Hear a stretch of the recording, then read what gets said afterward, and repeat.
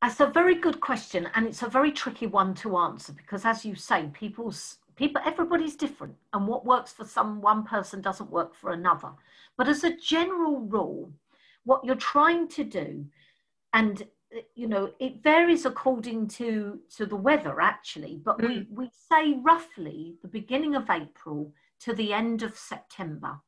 What you're wanting to do is to get 20 to 30 minutes a day where some of your body is exposed. So your 10%, for example, would be your face, your necks, your backs of your hands. If you include your arms as well, that because obviously the greater the body surface area that is exposed, the more vitamin D you're going to make, because obviously, you've got more of your body exposed.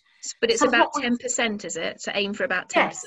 Okay. Aim for about 10%. And obviously, if you can go for more than that, then brilliant. Yeah. Now, what I would say is very important. So what we have under our skin, and it's the same in animals. So, the dog owner might be as deficient as the dog, and people don't realize that, that we've got animals make vitamin D in the same way.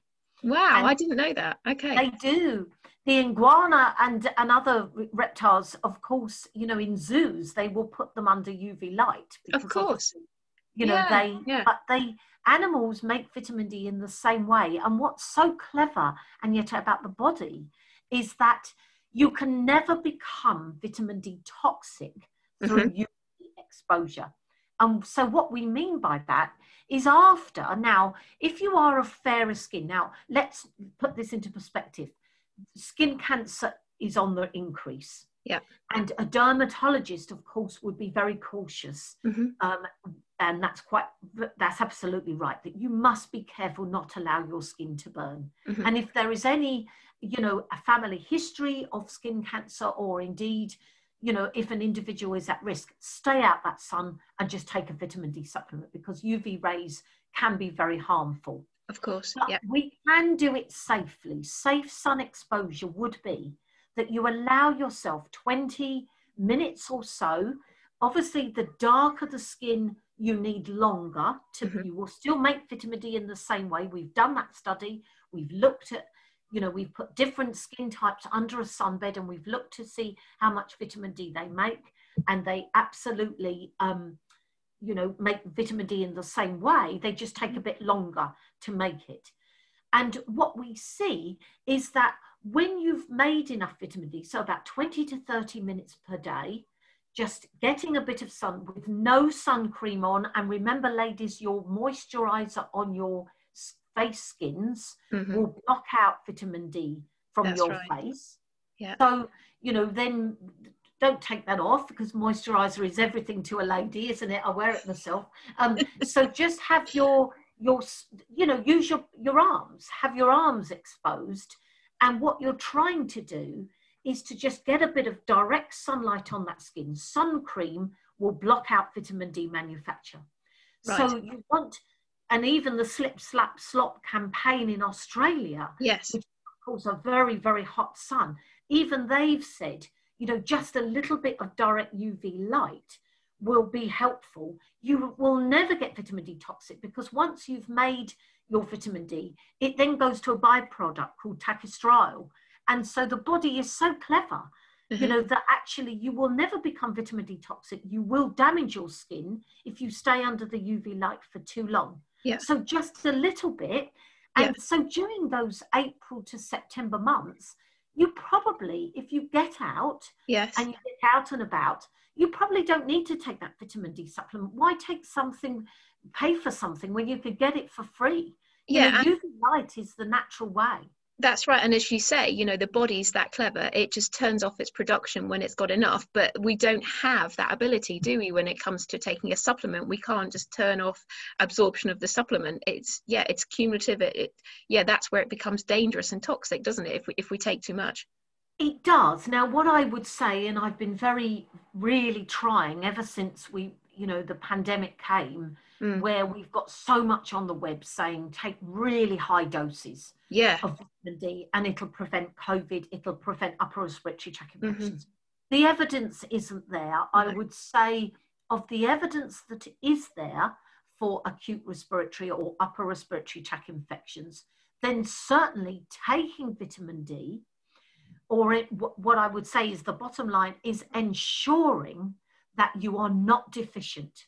So getting that supplement taken between October and March. Now, as a second panel, as you rightly pointed out, and I have the great privilege of being on the Scientific Advisory Committee on Nutrition. So similar to SAGE, which is the Scientific Advisory Group on Emergencies, SACN is the Scientific Advisory Committee on Nutrition, and our job is to advise government on nutrition issues.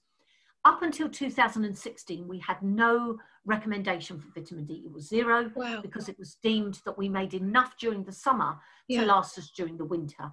And as a second panel, we published in 2016 the evidence to say that vitamin D will really be important for musculoskeletal health. Mm-hmm. And so 10 micrograms, as you correctly pointed out, 10 micrograms, which is 400 international units per day, is what we should be achieving.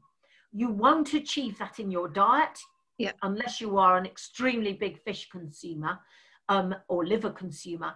You will get probably between 3 and 5 micrograms per day. Now, during April to September, you can top that up with your UV exposure. Yeah. But I would encourage everybody, and I'm not a pill popper, you know, we're public health nutritionists, aren't we, Agneta? And that we should try to do it through a food approach. But I think absolutely everybody, October to March, take that vitamin D supplement. 10 micrograms, 400 international units. We in the UK, the Americans, the Institute of Medicine, which is the equivalent to SACN, but it's the American panel, EFSA, which is the European Food Safety Agency, EFSA, all three panels independently came up with the safe upper limit on a daily basis is 4,000 international units per day. So what's that saying is you can take 100 micrograms, which is 4,000 international units per day safely, but no more than that, and really question, actually, do I need to take that much? Yeah, because that's 10 times a multiple of what's currently recommended. That's a big difference. It is. Now, I think it's important for everybody to bear in mind that SACN's remit is to avoid deficiency. Okay. So that 10 micrograms will avoid you dropping below 25 nanomoles per litre. Okay. We did not feel as a panel that there was enough really robust evidence. And as you said, we should apply the same rules in nutritional sciences as we do in every other science. And we wouldn't say, would we, oh, we think that vaccine works, so let's try it. No. We would, you know, we have to be firm and our evidence. And the evidence is being below 25 nanomoles per litre is not good for health. Other panels, like the Americans and the EFSA, were looking at optimal health, and they would try to push us up to 50 nanomoles per litre. I think we didn't feel that the evidence was there, but you're not going to do harm by getting yourself up a little bit higher. We just couldn't give you the robust evidence to say, yes, there is enough evidence to support that.